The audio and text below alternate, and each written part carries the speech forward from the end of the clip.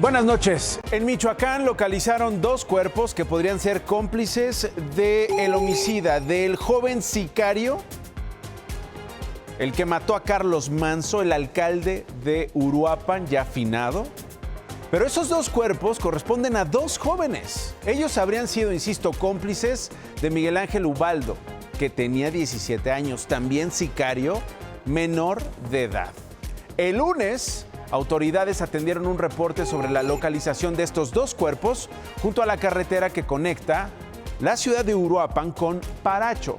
Todo esto a la altura de la comunidad de Capácuaro. ¿De qué estamos hablando? Estamos hablando de que hasta el momento, en este crimen, hay 3 menores de edad, o serían menores de edad, por lo menos ya tenemos confirmación de 2, ahora le doy el detalle, como sicarios, como delincuentes involucrados en un crimen de esta magnitud.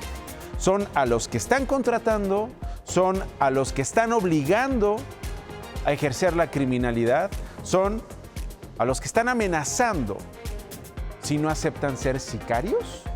Medios reportaron que uno de ellos, insisto, de los dos que encontraron a principios de semana y que serían cómplices del sicario ejecutor, lo identifican como Josué, 16 años de edad.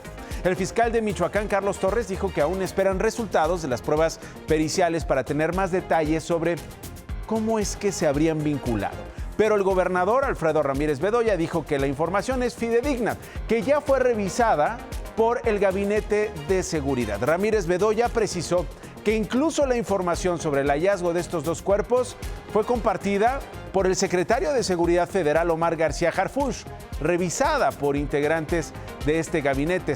Ayer mismo, estos miembros, como se los mostraba, se reunieron con autoridades de la capital, allá en Morelia, y de Uruapan para seguramente revisar estos detalles, revisar estos hallazgos y confirmar lo que hasta ahora se está dando a conocer. Y una semana después de que asumiera el cargo, Grecia Quirós, alcaldesa de Uruapan, encabezó su primera sesión de cabildo en la que regidoras le dieron la bienvenida, la arroparon, le dijeron que no va sola. Y esto es importante porque a las personas que tiene usted en su pantalla en este instante, hay que verlas como esas personas que tal vez están llevando a cabo el trabajo de más alto riesgo en el que puedan estar. Ellos, ellas al frente de Uruapan, y con eso su vida en riesgo.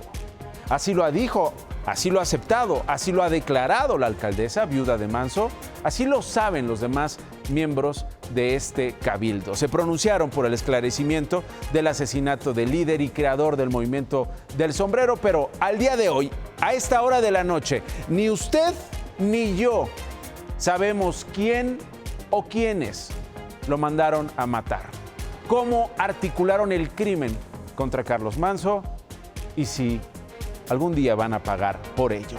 Me voy a Jalisco porque ahí activistas del colectivo Guerreros Buscadores de Jalisco revelaron el hallazgo de cuerpos de al menos 2 hombres en el patio de una casa en Tlaquepaque. El inquilino confesó a los activistas que él los había matado. El señor nos está indicando dónde lo enterró. Esta persona que está agarrando esas bolsas es el culpable de que haya familias que estemos sufriendo. A través de un mensaje anónimo, el colectivo Guerreros Buscadores de Jalisco fue alertado de que en una vivienda de Tlaquepaque había varios cuerpos enterrados. Pues que había cuerpos y que más o menos 5 cuerpos, 2 mujeres y 3 hombres. Integrantes del colectivo se trasladaron a la casa en la colonia San Pedrito, en Tlaquepaque. Solicitaron al inquilino que les permitiera realizar una búsqueda, dado que habían recibido ese reporte, y los dejaron entrar.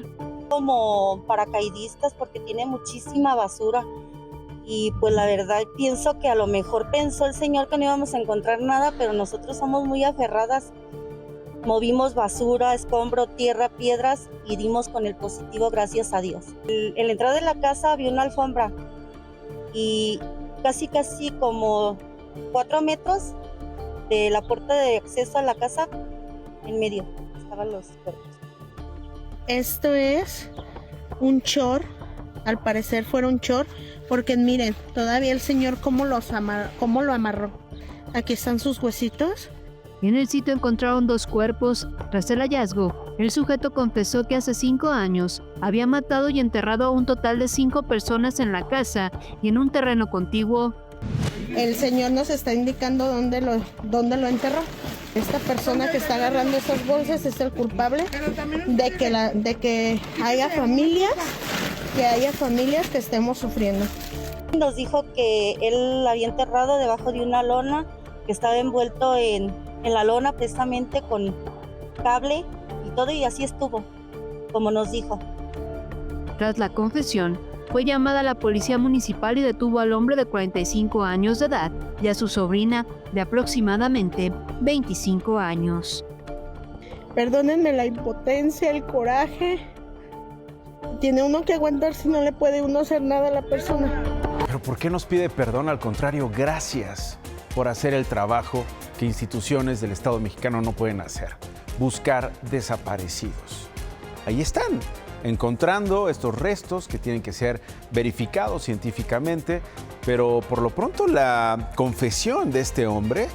¿Qué dice el colectivo? Bueno, que hay reportes anónimos sobre mujeres vistas por última vez precisamente en esa casa, en ese domicilio en Tlaquepaque, por lo que no descartan que puedan aparecer más cuerpos enterrados. Ahora, dígame por favor, ¿cuándo se cruza la línea entre apología del delito e inspiración para la moda? Mire esto, la marca mexicana de ropa Barragán presentó en su colección otoño-invierno esta chamarra que está causando un escándalo y una polémica tremendos. Solo que el video publicitario realizado con inteligencia artificial es una animación de Joaquín Guzmán, el Chapo, usando esta prenda. El diseño tiene un estampado simulando una mancha roja en el forro de la espalda, como si fuera sangre. ¿Cuánto cuesta? 6,000 pesos. ¿Es apología? ¿Es creatividad? ¿Es talento? ¿Ante qué estamos? Esta famosa imagen que vemos en pantalla, donde al lado derecho está el Chapo, usa una chamarra similar. Es del 10 de julio de 1993, cuando fue presentado ante los medios de comunicación en el penal del Altiplano después de su arresto en Guatemala. La inspiración para la chamarra que hoy está en medio de la polémica. Insisto, ¿es esto apología o estamos exagerando?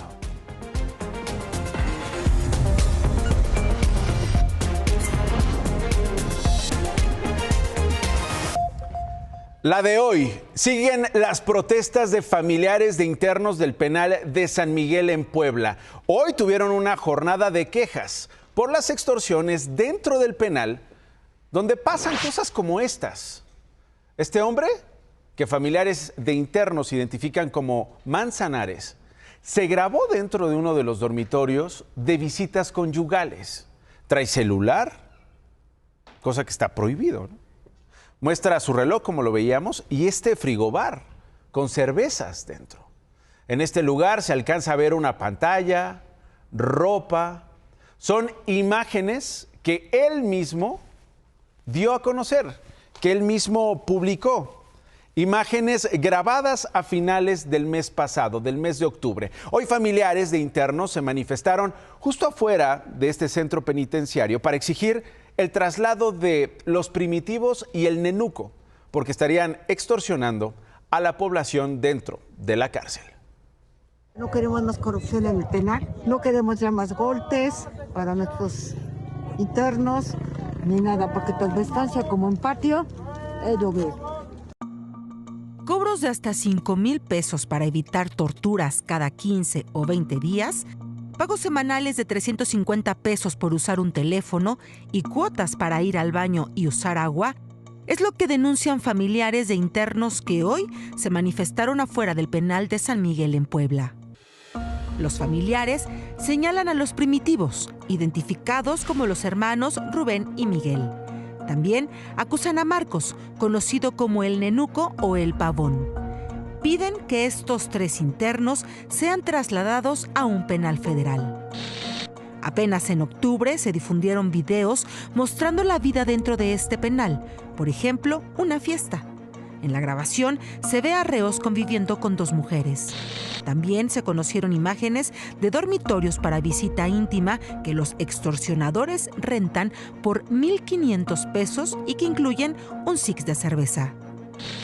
Familiares aseguran que se han endeudado para cubrir las extorsiones de las que son víctimas los internos y que ya no pueden pagar más.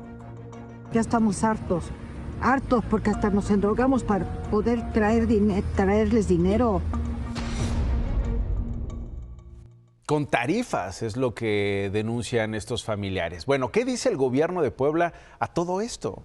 ¿Cómo está acompañando a los familiares? ¿O qué va a hacer con estas denuncias dentro de la cárcel? Bueno, hubo un comunicado respecto a esta manifestación del día de hoy.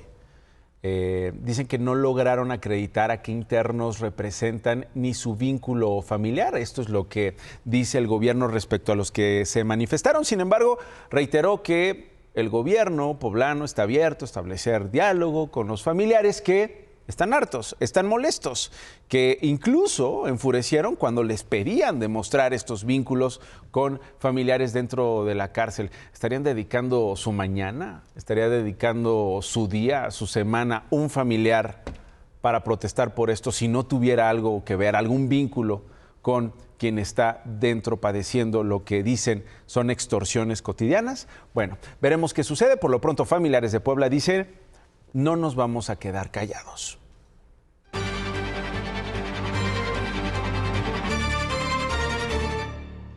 Y ya se fueron, no lograron lo que querían. El día de hoy, maestros de la Coordinadora Nacional de Trabajadores de la Educación, sí, continuaron con su paro de 48 horas y ahí ni fu ni fa, ni contentos, ni tan felices.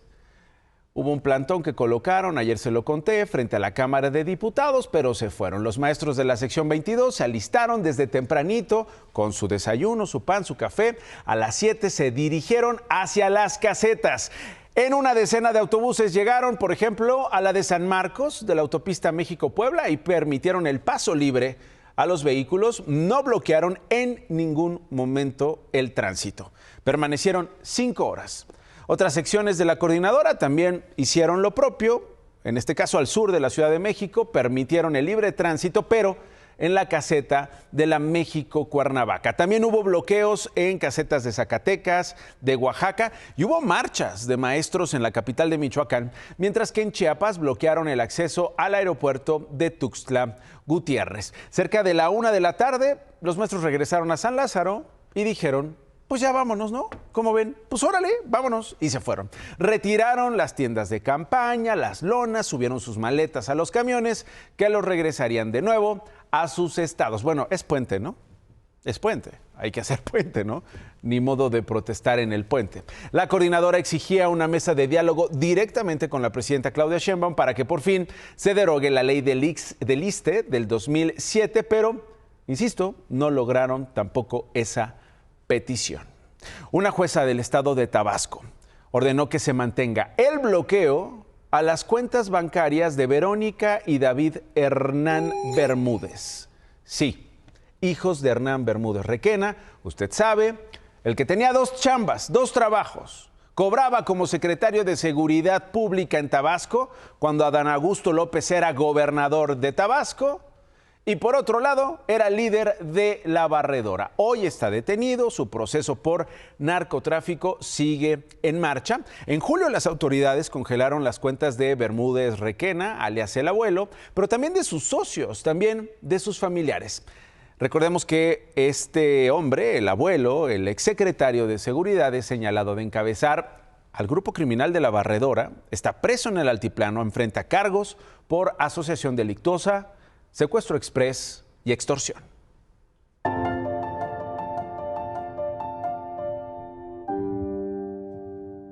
Fíjese, le acabo de hablar de alguien que cobraba como secretario de Seguridad, que en teoría estaba encargado de cuidar a los tabasqueños de los criminales, cuando él presuntamente resultó un criminal.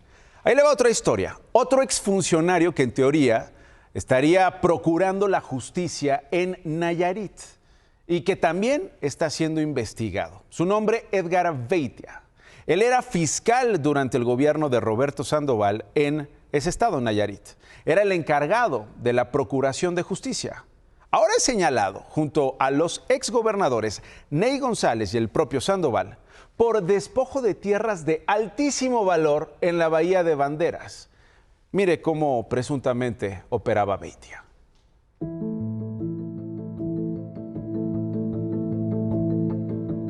Se trata de una red de corrupción que logró hacerse de al menos 900 hectáreas de paraíso turístico en la Riviera Nayarita, con un valor de 50,000 millones de pesos, según lo revelado por las fiscalías federal y estatal. Gracias a 2,000 testimonios recolectados por la Comisión de la Verdad en Nayarit, hoy se sabe que gran parte de esos terrenos, otras propiedades e incluso hoteles fueron presuntamente arrebatados a la mala por quien era el fiscal durante el gobierno de Roberto Sandoval, Edgar Beitia, quien obligaba a los propietarios originales a ceder los derechos a punta de pistola. Y allí los presionaban, los torturaban para que pudieran admitir estos traspasos de dominio, y cuando admitían los llevaban con ciertos notarios públicos que estaban pues de acuerdo con la autoridad y les hacían firmar a punta de pistola. En el modus operandi que pudieron documentar la Comisión de la Verdad y periodistas locales, se utilizaba a la policía, las instalaciones de la Fiscalía Estatal e incluso las celdas más terroríficas del penal de Tepic, donde trasladaban a los propietarios para torturarlos. Si se negaban, pues recibían amenazas, intimidación, incluso algunas fueron detenidas y llevadas hasta la prisión en un lugar aquí en la penal Venustiano Carranza, en un lugar que se denominaba la jaula de los locos. Desde el fideicomiso de Bahía de Banderas se permitió, dicen las fiscalías, la venta de terrenos a precios irrisorios. Por ejemplo, 50 pesos el metro cuadrado frente al mar, sin investigar el origen de los mismos. Había terrenos en la zona de San Blas donde el mismo Beitia y sus cómplices eran quienes los despojaban. Y él mismo confesó haber sido parte de esos cárteles que actuaban localmente en Nayarit. Actualmente el exfiscal Edgar Beitia se encuentra libre en Estados Unidos después de haber sido testigo en el juicio contra el exsecretario de Seguridad Genaro García Luna. Y ahora, desde Estados Unidos están atacando las redes transnacionales dedicadas a lavar dinero para el cártel de Sinaloa usando casinos. Y en estas acusaciones, una familia que operaba en nuestro país. El Departamento del Tesoro de Estados Unidos alertó sobre 10 casinos en México que lavan dinero para el cártel de Sinaloa. Reveló que estos establecimientos de juego están controlados por un grupo criminal que tiene una larga trayectoria de transacciones financieras para lavar dinero. Estos casinos son Emine Casino, Casino Mirage, Midas Casino en diferentes locaciones, Palermo Casino en Nogales, Sonora y Escampa Casino en 2 estados.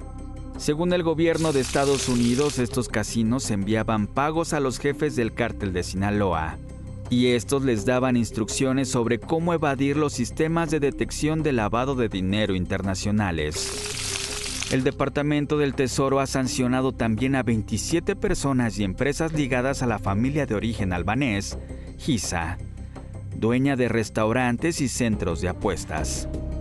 En 2022 fue acusada de lavar dinero para el cártel de Sinaloa y de tener nexos con el narcotraficante Ismael El Mayo Zambada. Hasta el momento se desconoce si los 10 casinos señalados por el gobierno de Donald Trump estarían incluidos en los 13 centros de apuesta que ya intervino el gobierno mexicano.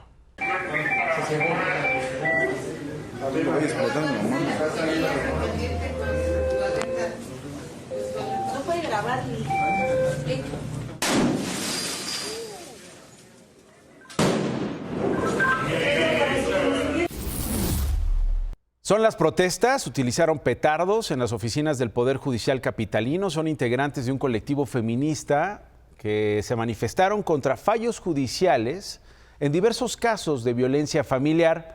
Hicieron pintas, ahí tiene usted las escenas. Este petardazo rompió una puerta de cristal, tal como se lo mostraba, en una de las oficinas.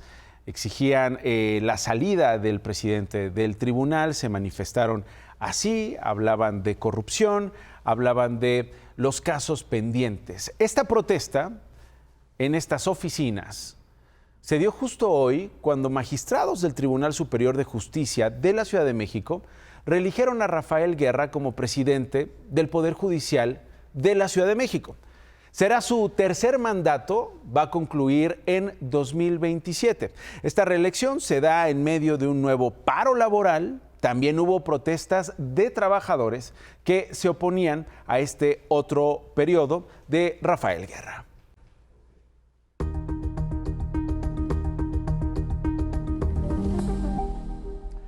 Bueno, novedades desde Veracruz. El lunes le mostré pues esta declaración de la gobernadora del estado, gobernadora morenista, Rocío Nale, en la que pues mis colegas reporteros le preguntaban sobre el aumento de sueldo, el aumento de salario para trabajadores de su gobierno, incluida ella.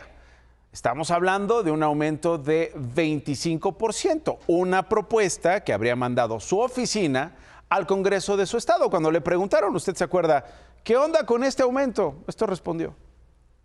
Fíjate que yo ni sabía. O sea, yo ni sabía, no, yo no sabía que iba a haber aumento salarial, se presenta, ni siquiera está en el presupuesto. ¿Está en el presupuesto? En el presupuesto va un aumento a la burocracia, sobre todo a personal de confianza. Y creo que de ahí se tomó. Qué suertuda, ¿no? No saber, te cae un aumento de ese tamaño que se espera sea aprobado en el Congreso y lo cobras y pues bueno, ya sin esperarlo llegó. La gobernadora justificó este aumento hace unos días con el argumento, fíjese, de que hace 10 años, además sacó tablita y todo, publicó tweet y toda la cosa. Decía, hace 10 años, es decir, cuando gobernaba Javier Duarte, por cierto, mire, el que está en la cárcel a punto de quedar en libertad. Hace 10 años el salario del gobernador era casi el mismo. Ah, interesante. Pues no que eran distintos y que no eran iguales. Ahora ya estamos utilizando esas referencias para justificar los aumentos de hoy. Bueno, Nale propuso un incremento de más de 16,000 pesos para ganar casi 85,000 pesos al mes. 10,000 pesos más de lo que dice ganaba Duarte, hay que decirlo, a un mes de la tragedia por las lluvias en su estado. Ayer cuestionaron al presidente de la Jucopo y legislador morenista cercano a la gobernadora, Esteban Bautista. Él es el coordinador de los diputados morenistas en el Congreso veracruzano. Le preguntaron si van a aprobar o no este aumento. Y vea, por favor, cómo ante los molestos reporteros que hacen preguntas incomodísimas, respondió sobre si tendríamos que pensar en otros sueldos que cobran otras personas en Veracruz. Qué bueno que usted es de Veracruz. ¿Por qué no le pregunta a Estela Fentanés, que cobra más de 350,000 pesos como líder sindical de Veracruz? ¿Por qué no le pregunta? Le pregunto porque la gobernadora es de todos los veracruzanos. No, porque como que trae una obsesión con la gobernadora. Apenas lo van a aprobar, ustedes lo van a aprobar tal cual lo enviaron. Me gustaría que ustedes fueran servidores públicos y se dieran cuenta gracias, de toda la carga que traemos. Nosotros estamos estudiando la propuesta y lo que tengamos que modificar lo vamos a hacer. Gracias. Ojalá sean funcionarios públicos para que vean toda la carga de trabajo que tenemos, ¿no? Un poco para justificar el aumento. Ojalá y fueran como nosotros, los reporteros, diciendo no, gracias, nada más explíquenos. ¿Van a aprobarlo o no van a aprobarlo? No se atrevió a decir ni sí ni no.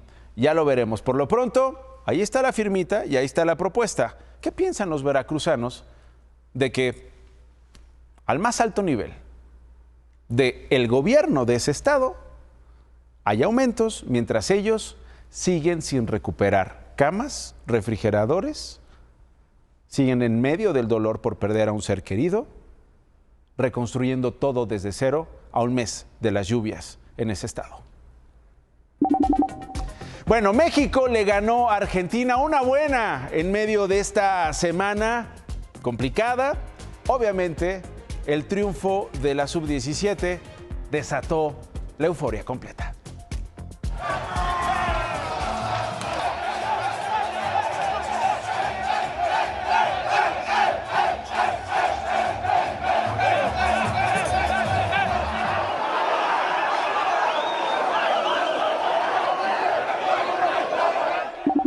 Y cómo no celebrar, porque la selección mexicana de fútbol sub-17 eliminó en penales a Argentina en la final del Mundial de Qatar. El héroe del partido fue el portero Santiago López al detener un penal y anotar el tiro definitivo. Paró y anotó para ganar así el partido. Los mexicanos se medirán ante la selección de Portugal el próximo 18 de noviembre. Mucha suerte.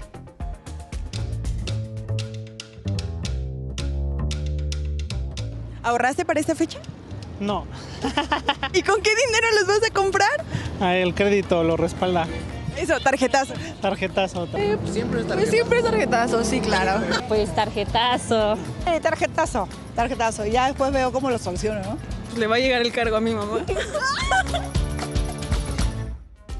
Pues tarjetazo. Arrancó el Buen Fin, los días de descuentos y promociones en prácticamente todas las tiendas del país y los tarjetazos están a la orden del día. Hay expertas en finanzas personales que nos recomiendan algunas cosas que por favor no puede dejar de tomar en cuenta para comprar conscientemente en esta temporada. Compare precios, delimite cuál es su presupuesto máximo para gastar y no rebasarlo.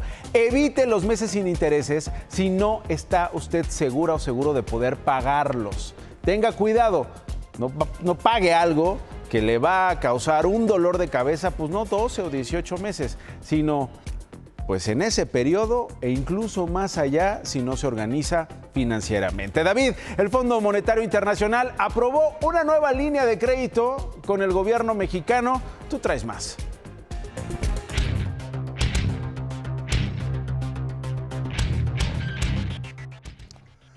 En 1995, cuando el país se estaba destruyendo, una línea contingente del Fondo Monetario Internacional nos salvó. Esa línea contingente se mantuvo durante todo el periodo neoliberal, el gobierno de Andrés Manuel López Obrador y todavía hoy se mantiene. Nunca se ha girado un peso sobre esa línea. Nunca se ha dicho vamos a sacar dinero, vamos a tomar ese dinero del Fondo Monetario Internacional. Hoy el Fondo Monetario Internacional y la Secretaría de Hacienda de México informan que se va a renovar, pero por menos dinero. Y yo creo que está bien. Tener un seguro tan grande como el que se tenía, pues era verdaderamente innecesario ya a estas alturas. Bien, porque funcionó. Mejor, porque ahora se va a pagar menos por tener esa línea de crédito. Y Nacho, vámonos a disfrutar el Buen Fin, ¿no? Descansa, David.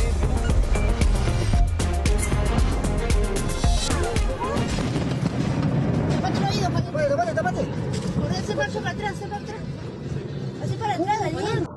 No.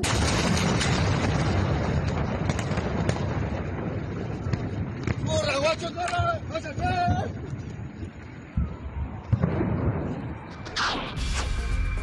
Son imágenes de esta noche, una fuerte explosión que se registró en una planta de agroquímicos de Ezeiza, a las afueras de la capital de Argentina.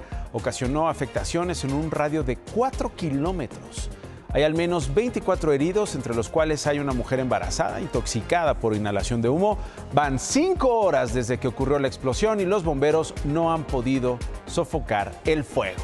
Que siempre no, y Donald Trump dio reversa a una parte de los aranceles recíprocos, y es que la presión por las encuestas con malos resultados para él por el manejo de la economía lo llevan a firmar un decreto para retirar aranceles a importaciones de café, té, aguacate, frutas tropicales, además de carne de res y fertilizantes. Más noticias. La presidenta Claudia Sheinbaum dio el banderazo a 3 de los 10 nuevos trenes de pavimentación para los municipios de Texcoco, Ixtapaluca y La Paz como parte del Plan Integral del Oriente del Estado de México. Luego del asesinato de un alumno en el CCH Sur y la muerte de un aficionado del Cruz Azul en el Estadio CU, el rector de la UNAM, Leonardo Lomelí, nombró a Manuel Palma Rangel como secretario de Prevención y Apoyo a la Movilidad y Seguridad Universitaria. El presidente Donald Trump pidió al Departamento de Justicia indagar los vínculos de Jeffrey Epstein con el expresidente Bill Clinton. Me voy con este arranque del Festival Internacional del Globo en León, Guanajuato. Mire qué belleza, más de 200 globos aerostáticos de 25 países surcando el cielo de esa ciudad en uno de los festivales pues, más importantes del planeta. Se espera que caigan por lo menos 400,000 asistentes. Tenga un gran fin de semana, nos vemos el lunes. Ya viene ¿Qué importa?